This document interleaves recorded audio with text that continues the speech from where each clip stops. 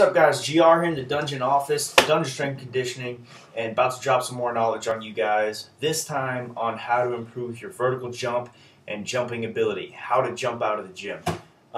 So this was inspired by, I'm sure as you can tell, the video above, Blake Griffin's killer dunk over Kendrick Perkins last weekend, I believe, depending on when this gets up.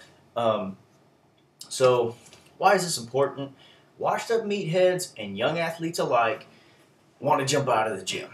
Nobody likes being dunked on, being jumped over for a rebound, feeling like you're right in position, jumping up and having some dude that can play above the rim, getting up over you and making that play on you. So we're going to fix that.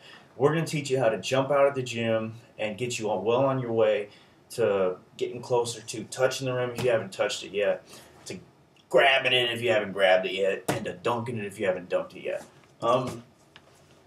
So first off, why should you listen to me? Well, for one, I've spent the past 6 years researching absolutely every method to improve your vertical jump. I've gone back and forth on training for it, specializing for it, and then just sort of working on explosiveness and overall athletic power and speed. The other reason you should listen to me is, on top of all this research, every athlete that has come to me and talked about wanting bigger vertical, getting their hops, has improved their vertical at least 4 inches. Most of these were in the case of over the course of 6 to 8 weeks, some a lot less. I've had improvements up to 8 inches in... Screen going dead on me. Up to 8 inches in 6 weeks before. That was a kid that was not physically prepared, and he had nowhere to go but up. But nonetheless, 8 inches from 18 to 26 inches in 6 weeks. It's a pretty sick improvement for that kid. So how do I do this? Number one, my biggest resource for this stuff, Joe DeFranco. You need to check out defrancostraining.com if you are serious about athletic performance and training and explosiveness. I've read through every post of his Ask Joe stuff. I don't know how many times. It's a knowledge gold mine. Go there now. Read his stuff.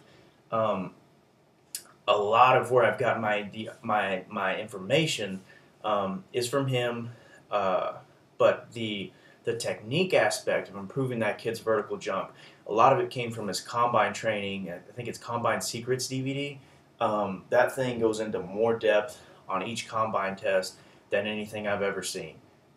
It's absolutely amazing. It helped me dominate our combine tests in college, and has helped my athletes improve 100% of the time. Haven't had an athlete that hasn't gotten better just because of the technique aspect of things. So check that out if you are interested in the secrets of the technique of vertical jumping. Now, what I want to focus on a little more in this series isn't just being able to hack a test, which I think is great. I think you should. You want to get the highest vertical jump possible if you're being tested. But you really don't just do a pure vertical jump in basketball all that often. Or even on the football field, whatever athletic event that you're doing is typically not a standing vertical jump. So we're going to address some concerns with just sort of normal jumping ability as well. So we're about 4 minutes into this video. I'll go ahead and get into the first 2 things in this first part of the article on how to improve your vertical jump and jumping ability. So first thing I'm going to do, I was an autist in college. That is not true at all. Let's do a little cartoon here just because it's fun. Alrighty.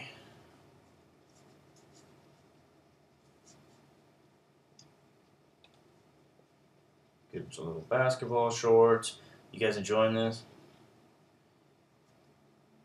This is what I'm talking about right here. Okay, so artistic skills. That right there, that's a guy that's jumping. That's kind of high, actually. It's jumping off the ground. Whee. Rule number 1, how to improve your vertical jump.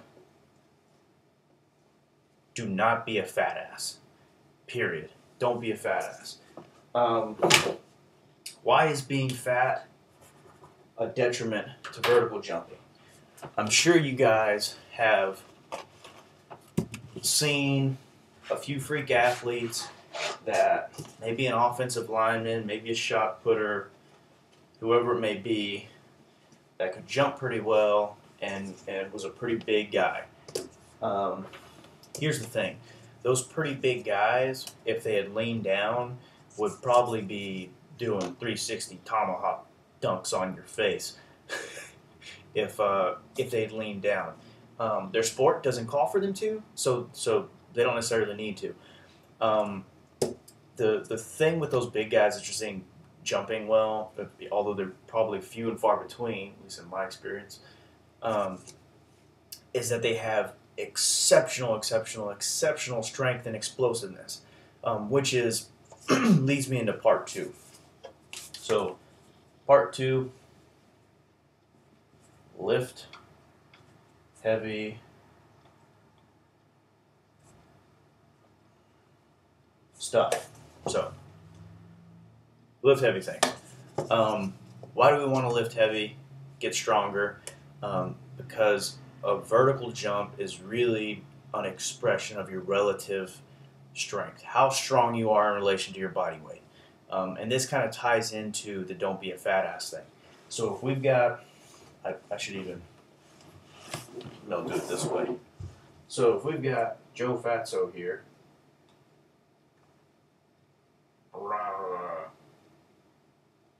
and he's trying to jump,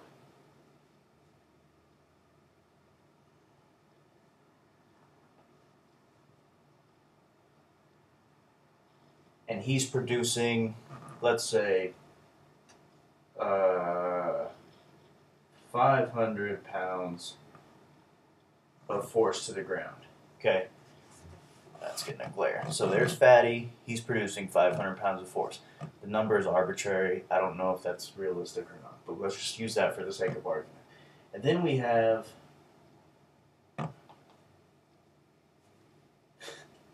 this guy's going to be uglier, but he's going to be leaner. So then we have a little skinny fart. We can give him abs too.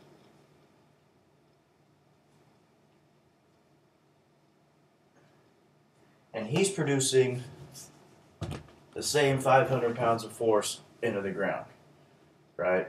So who do we think will be propelled higher with that same amount of force? The guy that weighs 300 and he's fat, or the guy that weighs 180 and he's nice and lean, applying the same amount of force? It's simple. The guy that weighs 180. Now, you know, if this guy's 150 and this guy's 300, then this guy's got to produce twice as much force to basically get as high, theoretically, as this guy would. So, long story short, we need to focus on getting stronger. Sorry, it's this is the chair, I swear.